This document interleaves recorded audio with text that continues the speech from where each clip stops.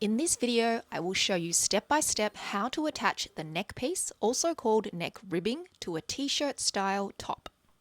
This video is only about attaching the neckline for a stretch style t-shirt. Both the top and the neck piece in this video are both made from stretchy material, so it is possible to use this technique for a non-stretchy fabric, but obviously your neck opening must be big enough for your head to fit through if your fabric does not stretch.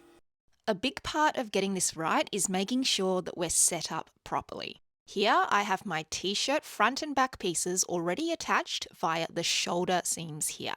You can see the seams here because my t-shirt is inside out. We need our t-shirt or top to be inside out throughout this entire process. Next, I have my neck binding piece sewn together on the short side so that it's now one continuous loop. If you haven't joined your neck piece yet, fold it in half with the right sides of the fabric together and sew down that short edge. Once you've sewn that edge, it should look like my blue piece. Now we're going to take our neck piece and we're going to fold it in half lengthways. The width of our neck piece is now halved. Make sure the seam allowance from that short side of your neck piece, the part here, has the right side facing out with the seam allowance and all the messy threads hidden on the inside. Depending on your fabric choice and the sewing pattern that you've chosen, your neck piece and your neck measurements will likely be different. This means we will be lightly stretching the neck piece in order to fit the t-shirt as we sew. This is one of the pain points of this process, but I'll talk you through it as we go. We need to distribute this stretch amount evenly throughout our neckline and not just concentrated in one area, because that would result in one area being really stretched and another being quite loose. So to do this, we're going to divide our neckline into quarters. Doesn't matter what the measurement is, as long as we divide our neckline into 4 equal parts and our neck piece into 4 equal parts. The easiest way to do this is to lay the neck piece nice and flat. Mark the 2 sides of the neck piece as I'm doing here. I'm using pins, you can use chalk or clips, which will divide the piece into 2 equal parts first. From there, we can put these 2 markings together, and with our piece flat again, we can now mark the 2 sides opposite each other, now resulting in 4 equal parts. We will do the exact same thing with the neckline. Although the neckline is round and doesn't necessarily sit as flat as the neck piece did, we can still manipulate the fabric to resemble a flat line so that we can repeat the same process. We find the 2 opposite ends and mark them, place those markings together to find our remaining 2 markings, resulting in the 4 equal parts of our neckline. Now we can be confident that if we match up the 4 markings of our neckline with the 4 markings of our neck piece, we will be stretching it evenly throughout as we sew them. Our t-shirt should still be inside out. This is really important, otherwise you're going to attach the neck to the wrong side and have all the threads and raw edges showing on the outside of your t-shirt. The neck piece should have 1 folded edge and 1 raw edge. The raw edge is what we're going to line up with our neckline.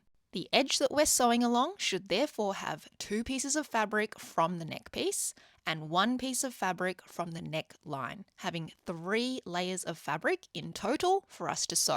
Then we can place the neck piece on the inside of the t-shirt with the shoulder seams visible because our t-shirt is still inside out.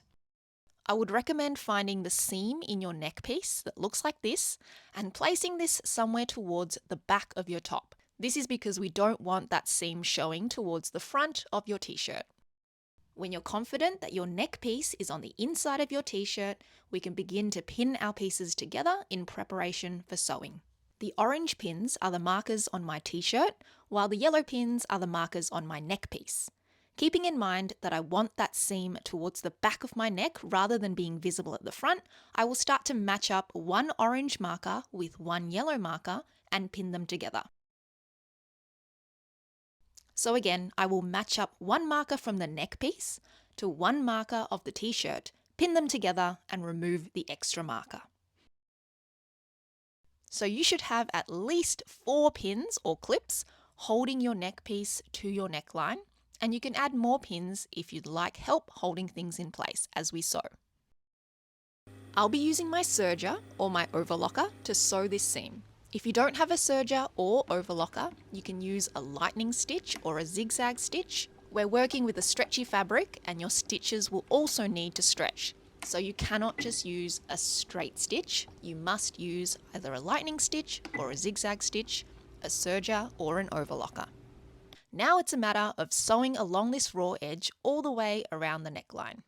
The trickiest part will be stretching the fabric lightly as you sew in order to line up your neckline and your neck piece and sewing them together.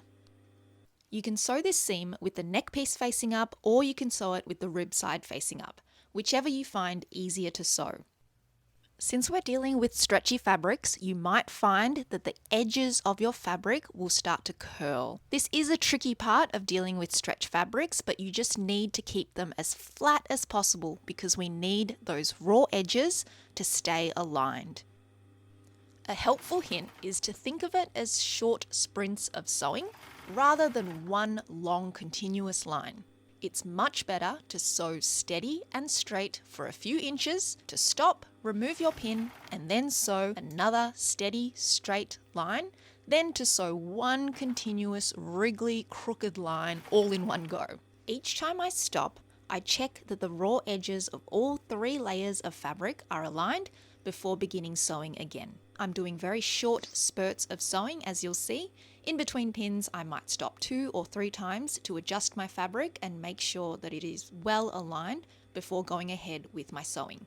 You should have, again, 3 layers of fabric that you're sewing through. If you miss any of those layers because the fabric is curled or it's not aligned properly, there will be holes throughout and you'll be able to see little gaps where it's come away.